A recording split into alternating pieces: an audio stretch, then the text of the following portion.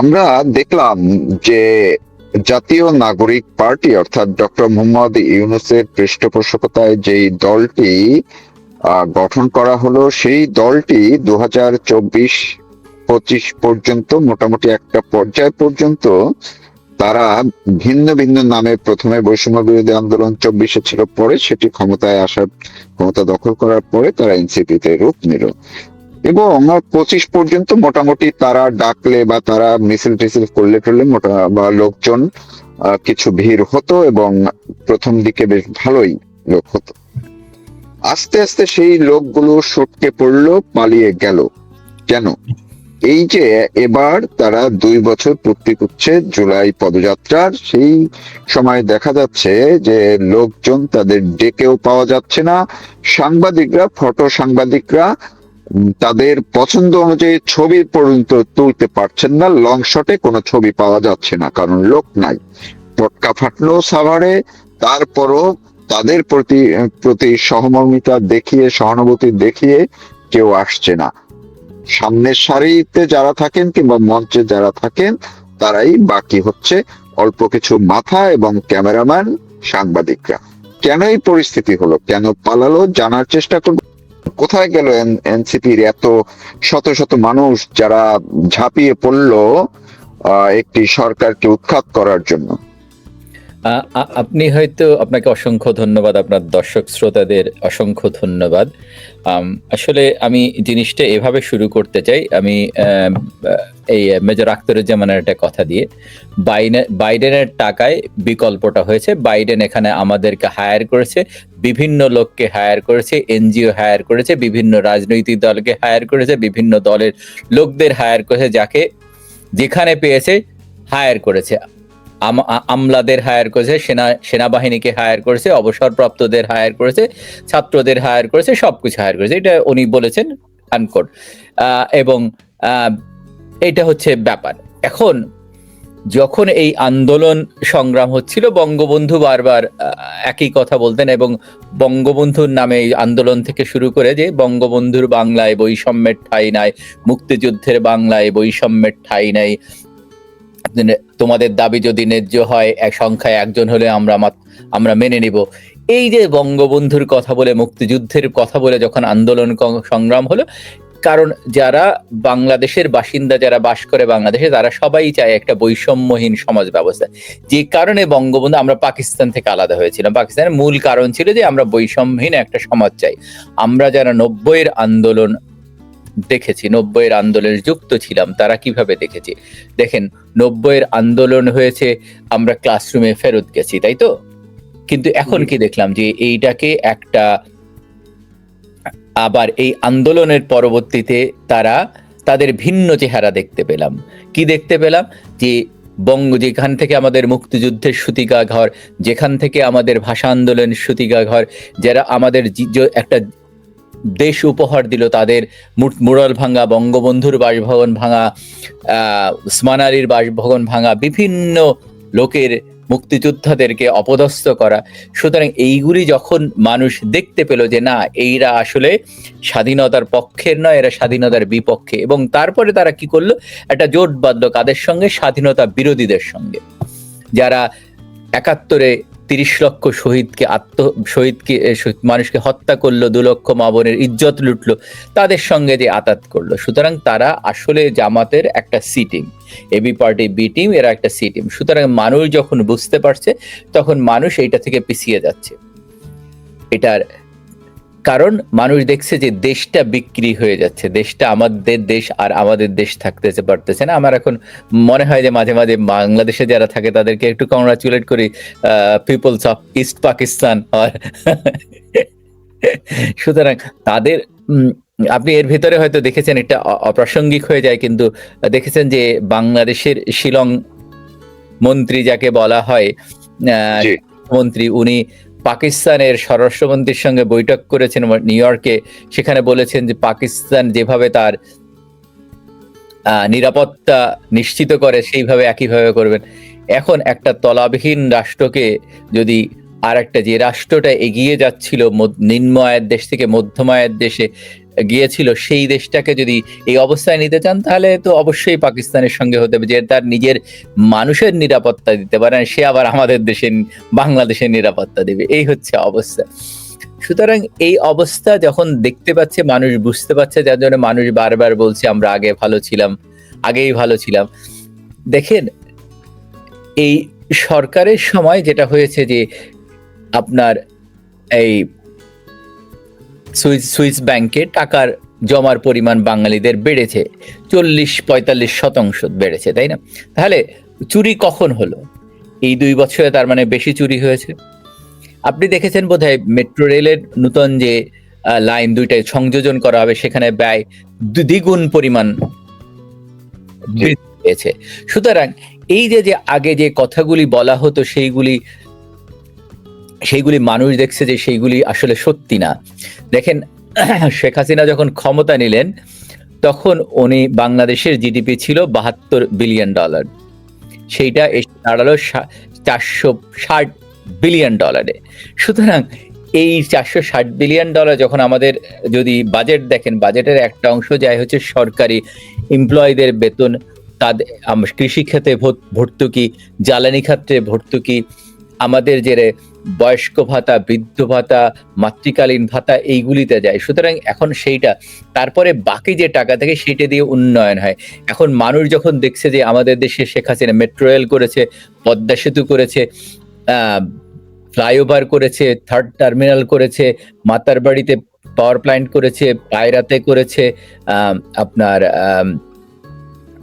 Nuclear power plant যেটা রূপপুরে করেছে, Karnaphuli tunnel করেছে, এই সমস্ত উন্নয়ন যখন দেখে তখন মনে করে যে না, তাহলে তো শেখ হাসিনা চুরি করেনি। আসলেই না, অঙ্ক তো মিলে না আসলে। তো এখন যেটা দেখতে পাচ্ছে, যার জন্য মানুষ তাদের কাছে পিছিয়ে গেছে, মানুষ তাদের কাছে চোখ ফিরিয়ে নিয়েছে। তারা যে বৈষম্য, এখন তো বৈষম্য বেশি হচ্ছে। দেখেন তাদের এই হাদি মারা গেল, হাদিকে হত্যা করলো জামাত, তার ভাইকে চাকরি দেওয়া হলো কিসের ভিত্তিতে? এমবেসিতে চাকরি দেওয়া হলো। বলেন, বিভিন্ন জায়গায় কোটার ভিত্তিতে নিয়োগ দেওয়া হচ্ছে। তো এই যে তারা বৈষম্য বলছিল যে বৈষম্য বিরোধী সমাজ গড়বে, তাহলে সেই সমাজ গেল কোথায়? আপনি যদি দেখেন যে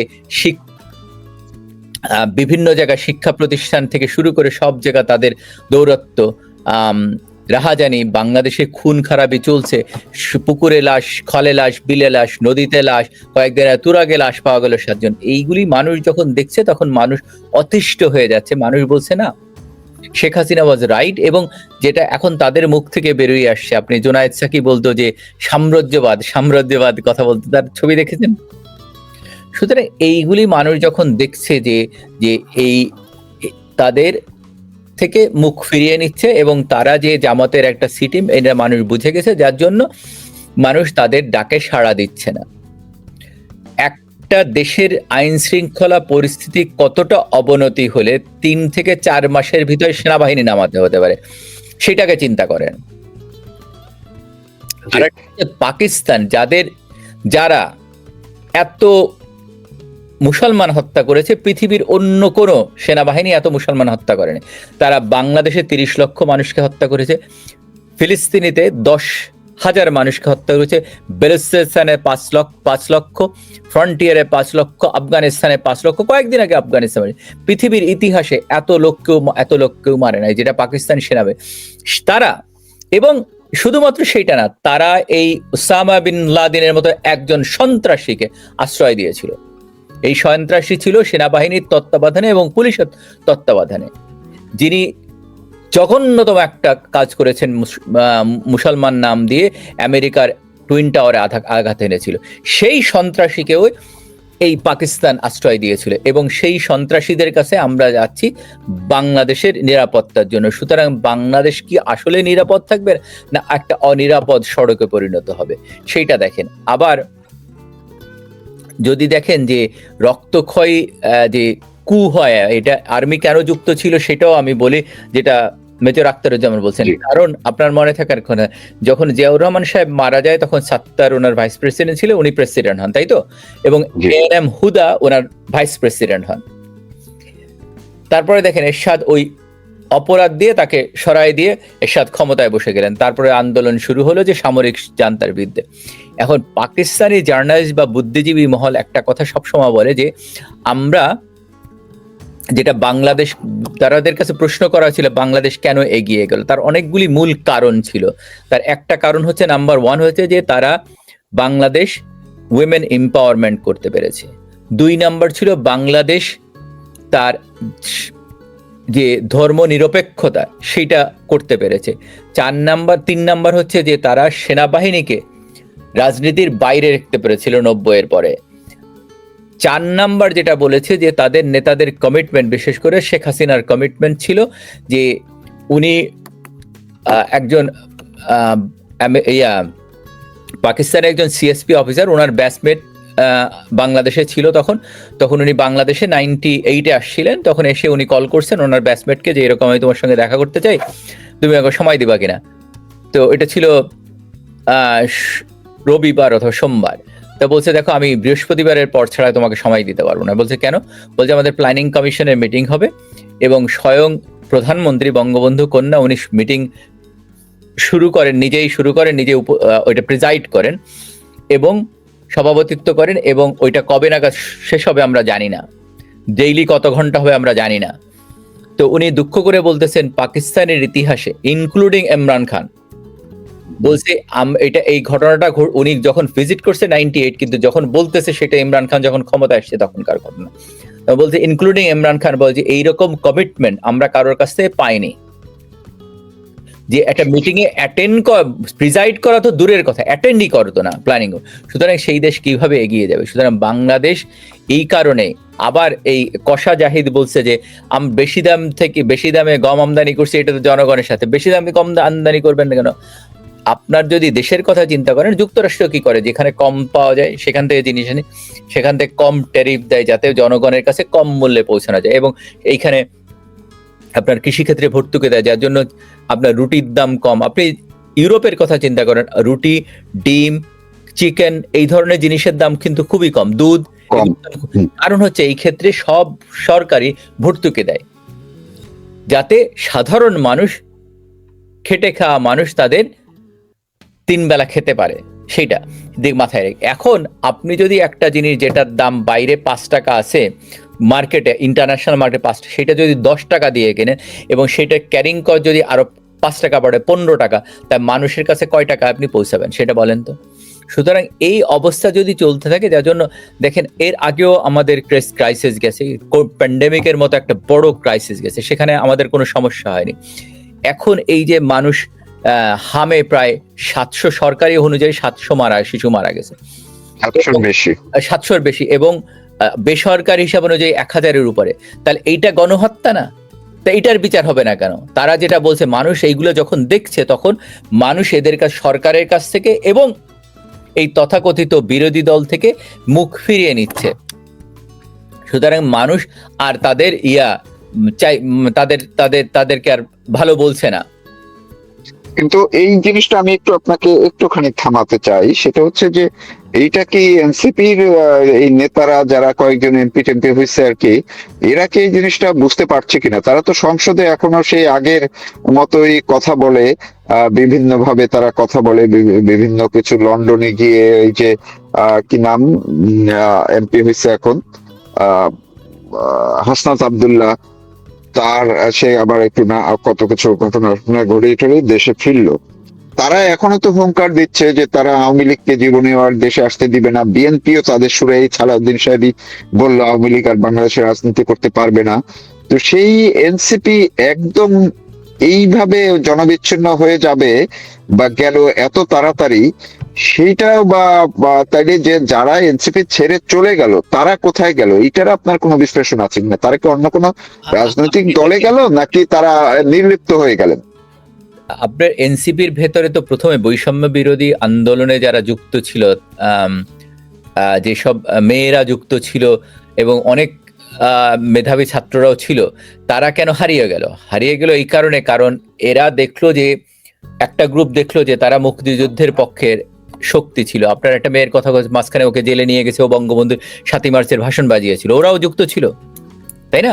যুক্ত ছিল, উমামা যুক্ত ছিল, সব বেরিয়ে গেল, কারণ যখন দেখলো যে এরা আসলে যেটা বলছে সেটা করছে না, এবং তারা স্বাধীনতা বিরোধীদের সঙ্গে যুক্ত এবং আমাদের মুক্তিযুদ্ধের পরে আঘাত হানছে।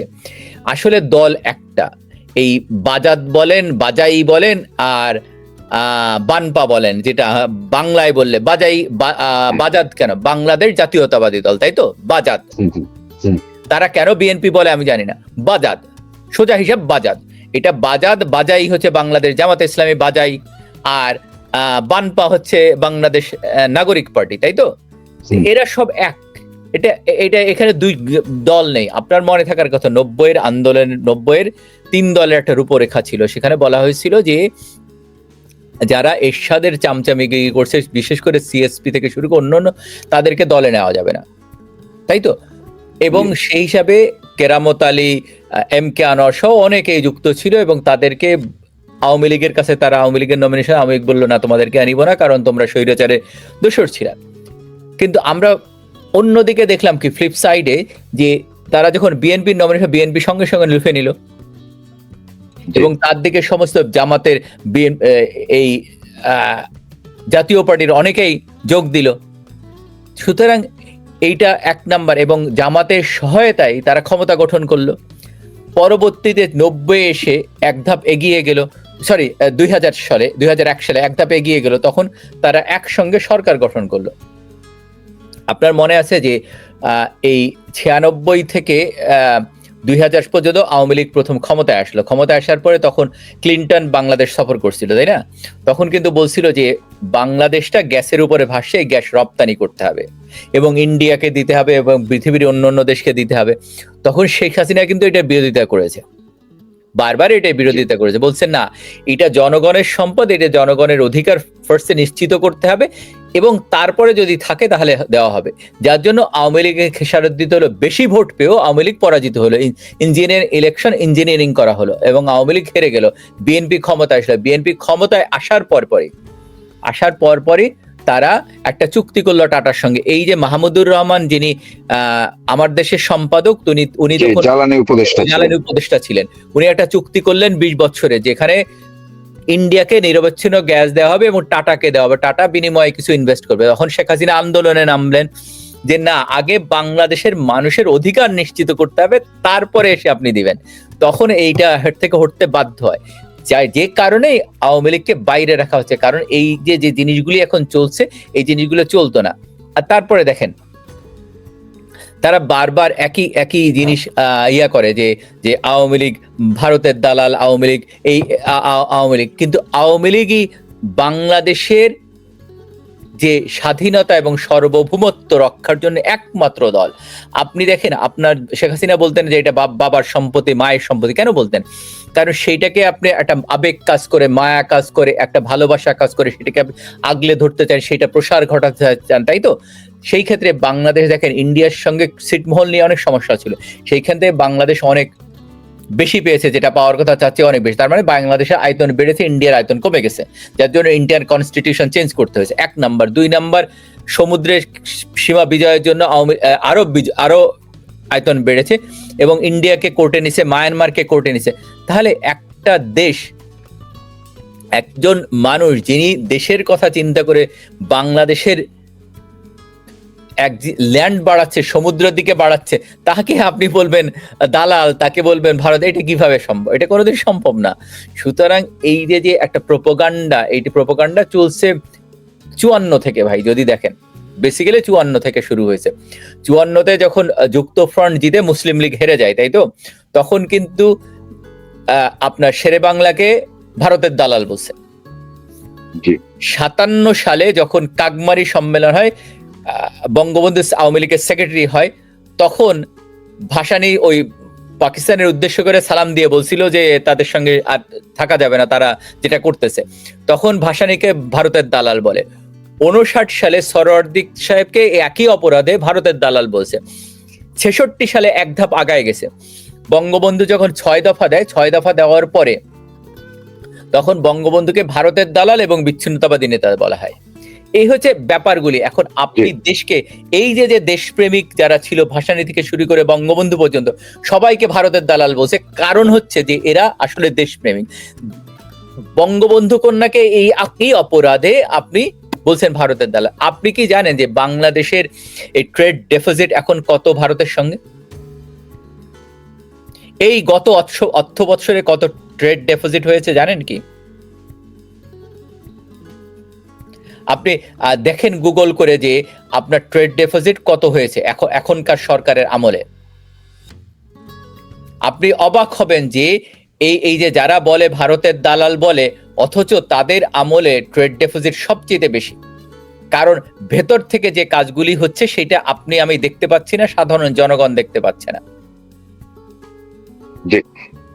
আমি একটু আপনাকে একটু শেষ দিকে চলে আসছি। সেটা হচ্ছে যে এই সব কারণ যে আপনি ব্যাখ্যাগুলো দিলেন, এটি অন্ততপক্ষে দর্শক আপনারা সবাই বুঝতে পারছেন যে এই সব কারণেই মূলত একটা মোহে পড়ে যারা এনসিপি তে যোগ দিয়েছিল, যারা একটি সরকারকে বৈষম্য বিরোধী আন্দোলনের নামে উৎখাত করেছে, তারা যখন তাদের মোহভঙ্গ হলো, তারা যখন বুঝতে পেরেছেন তারা প্রতারিত হয়েছেন, আস্তে আস্তে এই এনসিপি ছেড়ে তারা অন্যান্য জায়গায় যে যার মতো চলে গেছেন।